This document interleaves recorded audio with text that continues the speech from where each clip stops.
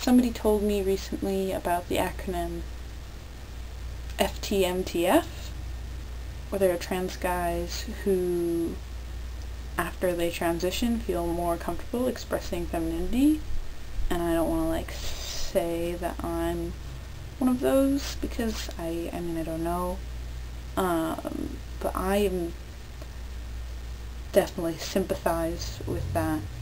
I don't know, I feel like some people, I haven't met any yet, though I don't really talk about this with people in real life, but I've like seen it on the internet where a lot of people would be like, well, if you want to transition to be a guy, but you want to wear women's clothing and makeup and glitter, or, you know, like, you want to transition to a guy and then sort of prance around in a Wonder Woman costume, why don't you just be a girl? Wouldn't that be a lot easier? Wouldn't that be a lot more logical? The answer, of course, is no. And, you know, the places I've read this were on, like, trans community boards. I got kind of mad because if it was, like, any young man, like, biological, born, assigned at birth, guy assigned at birth, who is like, I am a guy, and I'm definitely a guy, but I want to wear women's clothing and glitter and prance around in a Wonder Woman costume, then I feel like people would definitely be like, sure, you can do all those things and still identify as male. So I got this hat, like I said, I didn't know if it's a good look for me, and the friend that I was with, when I bought it, or one of the friends I was with,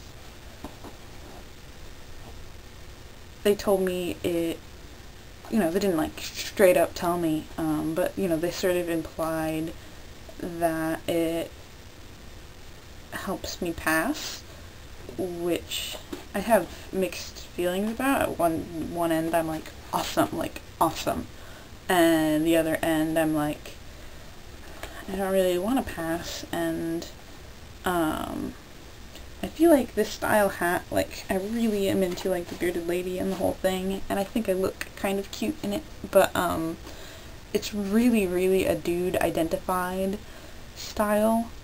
You don't see the ladies rocking the flat brim, obnoxiously designed cap. It's just not out there so much. It's a very, I mean, I don't want to be I want to be perceived as not female. I also don't want to be perceived as a frat boy, and it's this sort of struggle, where I want to, you know, I want to grow out my hair, and I want to wear, adorable cardigans, and prance around in a Wonder Woman costume, but, you know, when I do those things, and because I do those things, I'm perceived as female, and it makes me feel ooky. I dressed up as Eddie Izzard for Halloween one year. I'll throw up a picture of that too, because I know I have it. But I never had the time. I've gotta hold another place in life. I'd like to think someday I'll have the time. I wanted to be Eddie Izzard real bad at that age. I still would be pretty content being Eddie Izzard. Like, even I knew at that age that it wasn't like a crush, because he's my mom's age, and while I think he is sexy, I don't think he is sexy for me. I have no desire to enter a relationship with Eddie Izzard. I do want to grow up to be him, though. I'm playing with my wallet down here. Magic, it's magic, it's magic, it's magic.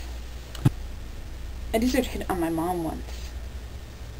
Speaking of Eddie Izzard being my mom's age, he hit on my mom once. Like, we went to a DVD signing, and you were only allowed to get 3 things signed. I had like 9 things, so I like compromised, and my mom took 3 things, and I took 3 things, and I went up and got my things signed first, and then I left, and my mom got the other things signed, and like while he was signing them, he was like chatting with her and like making eyes at her. I'm like, oh, your name is Susan. Which is funny because we have this skit about loving a girl named Susan. But I was just off in the distance, like, is Eddie Izzard hitting on my mother? And then my mom got out of line and came over to me and she's like, was Eddie Izzard just hitting on me? And I was like, yeah. Eddie Izzard, if you're out there, my mom's single, you know.